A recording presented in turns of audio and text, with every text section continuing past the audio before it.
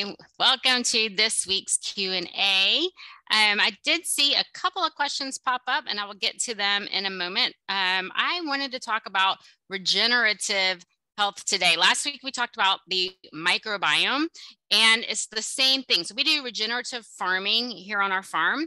We focus on the soil, and that's how we create healthier plants. And so just like we talked about last week, when we focus on our microbes, our soil, that's how we create health. So medical disclaimer, the information I'm giving you today is for educational purposes only. I do not diagnose, I do not treat, I do not prescribe. I help you work on yourself and change yourself through education. And so whatever I tell you today, do your own due diligence, do your own, research it. Never just listen to one person. Always find at least another source, a reliable source for your information, especially when it's concerning your prized possession, your health. So we do use regenerative farming practices on our farm, which focuses on the health of the environment.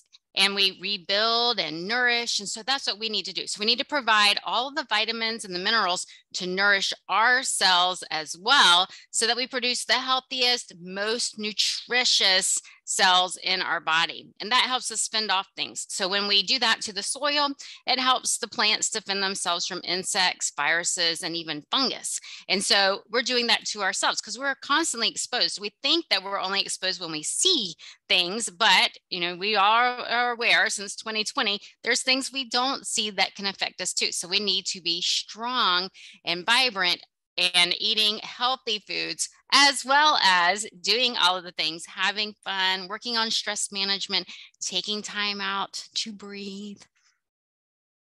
I did my legs up the wall twice last week. I have got to get on it this week. And so those are different things like that we need to do. Good night's sleep, sleeping 7 to 8 hours without waking up. How many people actually do that? I normally do. Last night I was up late with my child. Anyway, back to regenerative health. So we know that things are out of kilter when our hormones are off. Maybe we're snapping at things. Maybe we're having cravings for specific foods. That's kind of how we know things are off, as well as the drippy runny nose or the stomach that's not quite behaving well, right? And one of the biggest things for all of my clients, when we talk about poop, people don't like to talk about poop, but you should go after every large meal. I have puppies that are 4 months old, and we know you feed them, and then you need to make sure they go out to poop. You have a newborn baby, that's what happens. And then we start training them, right? We get it where they can make it through the night. Same with babies. We make sure that they can go before they go to school, that they hold at certain times. Well, maybe we need to kind of undo that training when we're older. We don't need to wait hours between. If you feel the urge, maybe you need to go. A lot of times I have some clients that tell me, that if they only have this set of time in the morning, and if it doesn't happen, it's not going to happen, and they're going to try again tomorrow. And so that's not good. We need to get everything out. And when we hold it, then that's when we start getting stopped up. And when things get stopped up, they build up on the walls, right? So that is not where I was going to go in regenerative health. But that is one of the most important things, is making sure we're flushing things out, drinking lots of water. That can also help with the bowel movements, as well as eating high fiber foods, eating those water-rich foods, which is something else I wanted to talk about. I want to talk about raw vegan. I'm not 100% raw vegan, but I wanted to talk about why people eat raw vegan and some of the benefits, but it's not always all positive. We have to talk about all of it, right? And once again, there's no one size fits all. But when it comes to our microbiome, we all have a microbiome. We all have different varieties in there. We know, scientists know, which microbes are beneficial, which are not. And like we talked about last week, we need to focus on all of them. Just like I said last week, if we didn't have the poisonous snakes, then we would be overrun with rodents. The same kind of thing at all. There's a check and balance going on in here. That's why we have police stations and things, right? We need our protectors, because there's going to be some good guys and some bad guys. It's not really the right words to use, but that's the way it is, right? So all of our biochemical pathways are going to function optimally. The cleansing and rebuilding process are going to work optimally when we provide the right nutrition. That means eating organic foods or foods that we know have not been sprayed. So did you know that chemicals can be sprayed on our foods after they're finished growing? And so even when they're organic, a lot of times they do have things sprayed on them, especially like fast food restaurants. You go to like a Wendy's or something like that, and you get a salad and you bite into that lettuce and it's so crispy. And you're like, wow, my lettuce at home isn't that crispy. It's because we didn't spray the shellac on it to keep it. Now it's not shellac, but they do put chemicals on there to keep it nice and crispy and fresh. So we think that tastes good, but we don't know what else we're absorbing. And so the same thing with grains. After the plant is finished growing, they're able to spray it because it's no longer in its growing process. So that's why you definitely want to make sure you're always buying organic, but that's why sometimes chemicals do show up on the organic grains as well, grains and beans. Remember, we talked about that a few weeks ago. They spray them so they dry all the way so they don't gum up their machinery. So you want a farm that doesn't mind gumming up the machinery, they can clean it. We pay a little bit more for that, right?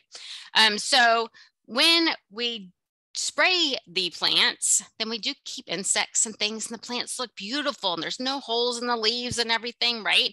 They look so pretty. And so that's what everybody wants. They want these beautiful, nice round apples and the nice green leaves that are perfectly shaped without any holes. But when they spray them, another con is the plant doesn't have to defend itself. It doesn't have to send out chemicals to keep insects away. It doesn't create that bitter taste to keep the deer from mowing it down. And so what we really want are those that are not sprayed, so they do send off different chemicals. Did you know plants actually talk to each other? So they send off chemicals to each other to make them a little more bitter. And so sometimes that's why our greens are more bitter. The deer are nibbling over here, and so these plants are sending off signals to each other, and they all kind of create a little more bitter taste to deter the deer. The deer got fed, but it didn't mow down the whole field. And so we want those plants because that bitterness is what's so good for us. And sometimes it's not a bitter flavor, but it's another taste. Maybe it's not even a taste. It's just chemicals. Chemicals are in there that help protect the plant. And we want to consume those plants. That's what we want. That is going to help us protect ourselves from different things as well. So it sounds really confusing, but we want to make sure you protect that. So we want to make sure that we're getting all of the different microbes. So if you're taking a probiotic, a lot of people say, well, which probiotic should I take? Well, it depends on your health and what's going on in your body, but sometimes it's better to get it from our foods, creating our own ferments with a wild ferment. You can even, depending on certain conditions, you can add your own probiotics to your own ferments to create a condition that you want. But it might be better to just, if you do buy probiotics, vary them, because we want all the different species. If all you do is take one isolated species and you take it in large quantities all the time, what's going to happen is you're going to throw off that whole balance. So you want to be very careful taking probiotics. And we want to make sure that we're taking them in the right balance, that we don't alter things. Like a lot of times people will go on candida cleanses. They're not taking an antibiotic, but they don't realize they're flushing a lot of things, but there are some things that still are resistant and they're going to grow back really fast. And so you have to be really careful doing things like a candida cleanse. So even though you're putting some good things in, some of the more harmful things can be growing. Another question I get a lot about is supplements. So people will spray their garden with different, like Miracle-Gro or something like that, right? Plant food. But that is only specific nutrients. It's not the whole spectrum that your plant needs. The same thing happens when we take supplements. If we take supplements, we're not getting the full spectrum. When they studied vitamin C and they studied the benefits from eating an orange versus taking a supplement, of course, they didn't study every supplement out there. They found that there's, a whole, I can't think of the word, but a blending of different chemicals in the orange that actually make the vitamin C that much more beneficial to us than just taking the vitamin C. So when we eat the orange, we get water, we get fiber, we get those the bitter taste, especially with that white pith. That's where most of the nutrition is. As a kid, I peeled every single bit off, right? But we want all that nutrition, but then vitamin C, and it all melds with other chemicals that scientists haven't even really discovered. So we want to eat that whole orange and not the supplement.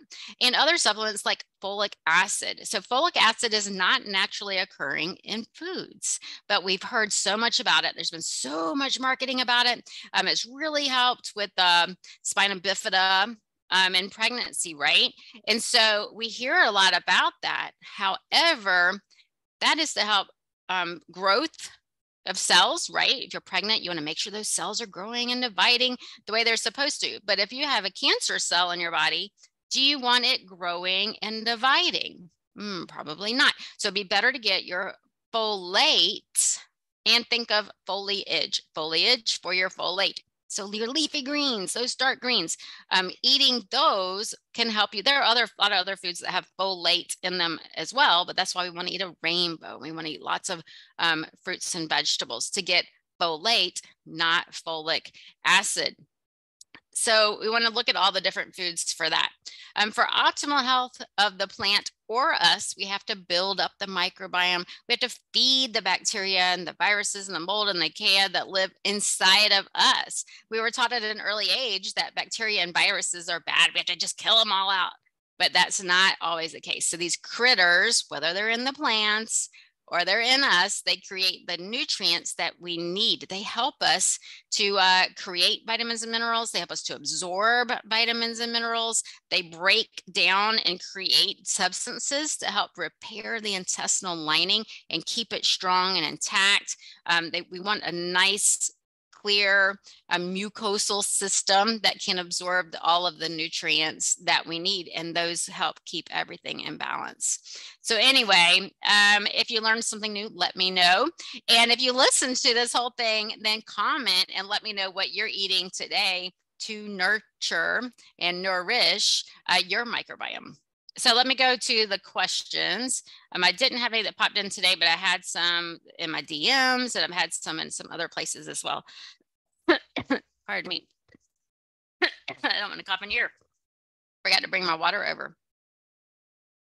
So can we talk about stevia? A friend said it was bad for you and sent me this article. I'm not even going to read your article.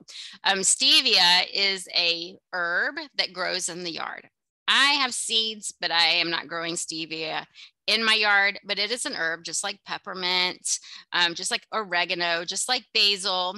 So yes, there's nothing harmful about the herb. However, if you eat something like sucralose or Splenda or something that contains stevia, that is a white powder. And when we, if I dry and grind up the stevia herbs, is that going to be white? No, unless I did something seriously wrong. It might turn brown if I heated it too high in the drying, but it should be green. And so like I buy stevia leaves and I make my own stevia tincture, but you can buy it as well, but you want to make sure that it's a stevia extract from the whole herb. If you buy it powdered or something, it should be green like the herb. So just like anything else, we want the whole food when we can get it, right? So yes, there's nothing wrong with stevia, and no, I'm not going to read the article. So my cousin got shingles. I talked about that last week. Hopefully your cousin is feeling so much better. I did post on that one. And then I was thinking there was another one. Last week, somebody messaged me something about a label, and we talked about the food label. And then let me check one more. Let's see. Oh gosh, this is long. Can we talk about this? Citric acid is made from Aspergillus, a black mold, and it is in so many things. Okay. People get colonized with mold and have blah, blah, blah, blah, blah, blah, blah, blah. Okay. So why are you concerned about citric acid? Are you taking citric acid? I'm not sure why you were sending that to me. I avoid citric acid because it is made from corn and it's not usually an organic corn, and I can't have corn because I have a underlying autoimmune condition. I don't have it, I'm not claiming it. I have had, and I don't want to expose myself to things like that. So I don't buy anything with citric acid. So I'm not quite sure why you were asking me about that. So you don't have a question, but feel free to send me a question about that. So curious about your thoughts on stevia. We talked about that. Also lucuma and other sweeteners. I've done several videos using lucuma. I love lucuma powder. You want to make sure that it is the raw whole plant, ground and dried. It should not be white, once again, but it has kind of a slight caramel taste. A lot of people do use it as a sweetener for your morning coffee. So I do not encourage your morning coffee. I like how Dr. Rita Marie had all these on her coffee bar. Yes. And so that's actually probably where I learned all about that as well. And then you sent me something else. Results show stevia may lead to microbial imbalance, disrupting communication. Okay. And so what form of stevia were they using? Were they using the herb or were they using a stevia powder? So that's one. Number two, are they extracting part of the stevia to do the study? So that's one of the biggest things that I have when it comes with studies and herbs. And so Lobelia is a wonderful, wonderful herb that I keep in my medicine cabinet. It's definitely my first aid. We have used it for several different things. Lobelia is on one of those dangerous lists because if you extract the lobeline, I think is the chemical, from the lobelia, you extract it. So it's like you would have to take, I don't know, 4 bottles of lobelia to get as much, right? That can be very dangerous to your health. Am I going to be taking that much lobelia? No. Number one. Number two, when you do take too much lobelia, you throw it up or you have diarrhea. And so it's not going to be poisonous. It's not going to be harmful. You can't consume too much if you eat it in its natural form. But if you eat the lobeline, then you can definitely overdose on it. And so I'm expecting that to be the same study. I haven't read the rest of the study. I don't know what they used, what type of stevia, what form of stevia. Was it just the chemical? Was it the whole leaves that are growing out in the yard? And so those are excellent questions because so many people don't understand this. The same thing goes with comfrey herb. Comfrey is very difficult to purchase because it is considered so dangerous, but it's the same. So I actually grow it in my yard. We do use it. When my older dog had arthritis, he would sleep on top of it. He just naturally knew to go and sleep on the comfrey. It's called knit bone. It's wonderful for skin irritations, mostly for skin and bone repair. But it is also one of those that's considered highly dangerous. Now, would I tell you to make tons of comfrey tea and drink it? Absolutely not. I also tell you to do your own due diligence in studying things like lobelia and comfrey. And so I'm suspecting that that is the same thing with the stevia. Either they used the highly processed form and then someone summarized it and wrote this, or they extracted certain parts of it, which then discourages us. Unfortunately, in the conventional system, when we use natural foods, who benefits, right? So there's people who benefit when we take prescriptions and when we eat foods that are funded by our government. That's our corn, that's our soy, that's our sugar, our meat and our cheese. All of those are funded by the government. Farmers are paid to grow those, and it is completely controlled. If it was not, people definitely could not afford to eat meat and cheese. And sugar would be a totally different story as well. Anyway, I love your questions. Thank you so much for asking. I am at the end of my time, but I love to hear from you. Once again, post how you are nurturing your body today. What foods are you feeding your microbiome? And if you make your own ferments, I want to know about that too. If you have any other questions or there's something else you would like to learn about or for me to talk about, please post them in the comments. I love to hear from you. Have a good week.